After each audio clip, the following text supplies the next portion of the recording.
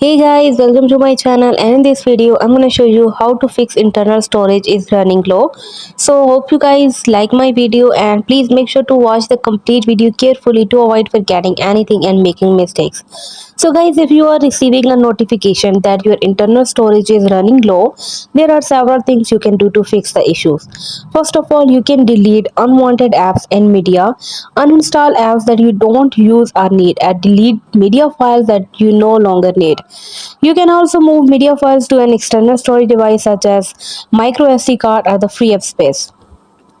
Also guys, you can clear up cache and the data. Clearing the cache and the data apps can help free up space. To do this, go to your phone setting and then apps and select the app storage and clear the cache or the data.